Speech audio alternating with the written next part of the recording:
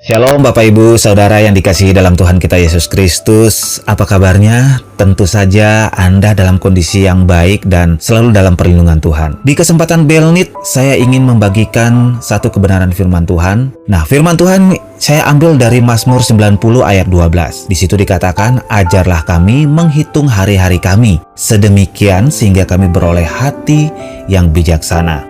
Nah, kalau kita berbicara mengenai menghitung hari, bukan berarti kita menghitung hari dari Senin sampai Minggu.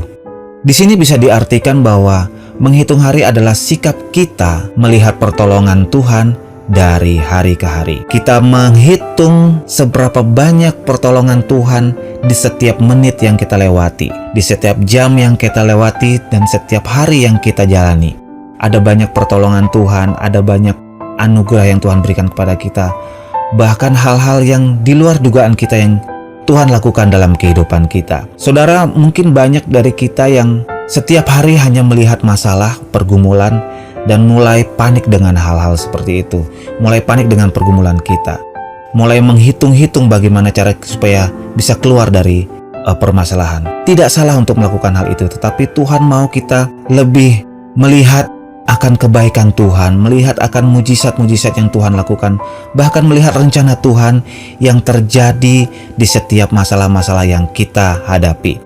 Menghitung hari akan menjadikan kita lebih baik dalam menghadapi masalah. Tentu saja kalau kita sudah mengetahui atau menyadari penyertaan Tuhan, perlindungan Tuhan setiap hari yang kita lewati, tentunya kita akan lebih bijak dalam melihat masalah. Dan kita tentunya akan melakukan hal-hal yang baik dalam mengatasi masalah kita. Dan tidak panik, tidak kecewa, tidak marah, dan bahkan tidak menyalahkan Tuhan. Pemazmur sini mengatakan menghitung hari akan menyadarkan kita betapa singkatnya waktu kita di dunia ini. Karena kita memiliki waktu yang singkat, baiklah kita melakukan hal-hal yang baik yang Tuhan perintahkan kepada kita.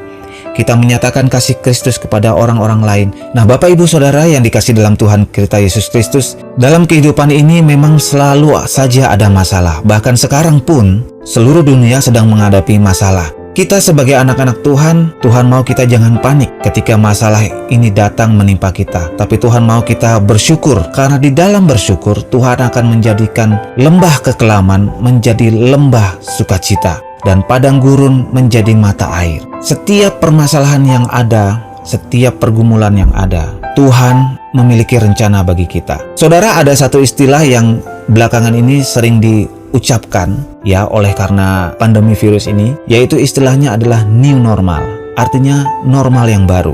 Saudara, kalau dunia saja bisa melakukan normal yang baru, yang dulu mungkin dianggap biasa-biasa saja, bukan hal yang normal yang harus dilakukan setiap hari, kini semuanya itu harus dilakukan. Yang saya ingin tekankan adalah, marilah saat-saat ini, di saat-saat kondisi yang susah seperti ini, kita men-new normalkan kehidupan kekristenan kita, dan kita men-new normalkan iman kita kepada Kristus. Mungkin hal-hal yang kita anggap biasa-biasa saja, mulailah dengan hal-hal yang baru yang Tuhan ingin kita lakukan. Sebagai contoh, hal yang kita harus lakukan adalah bersyukur di saat masalah itu datang. Saudara, berbicara bersyukur di saat masalah datang itu gampang saja, tapi melakukannya itu sangat sulit.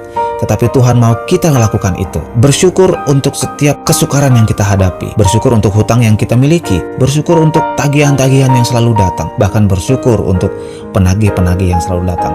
Bahkan bersyukur untuk perusahaan yang hampir saja kolaps. Atau bersyukur untuk kehilangan pekerjaan. Bersyukur untuk penyakit yang saudara alami. Saudara, kalau kita bersyukur di saat kita berkelimpahan, di saat hidup kita aman-aman saja, itu hal yang sangat-sangat gampang. Tapi kalau kita bersyukur di saat kita sedang mengalami kesusahan, saat kita berada di titik terendah dalam kehidupan kita, di situ kuasa Tuhan dinyatakan. Di situ kasih Tuhan nyata bagi kita. Dan saya ingin mengajak kita untuk sama-sama kembali membuat sesuatu hal yang baru dalam kehidupan kekristenan kita. Men-new normalkan kekristenan kita dengan mulai bersyukur untuk setiap masalah yang ada, yang datang kepada kita. Sebelum mengakhiri Belnit, saya ingin berdoa bagi Bapak Ibu Saudara. Bapak Ibu Saudara, mari kita berdoa. Bapa di dalam surga, terima kasih untuk firman Tuhan yang sudah kami baca dan kami renungkan. Biarlah kami sadar akan penyertaan, pertolongan, kasih anugerah-Mu bagi kami, di setiap hari-hari kami. Terima kasih Tuhan, dan kami yakin Engkau selalu ada bersama-sama dengan kami. Dalam nama Tuhan Yesus, haleluya. Amin.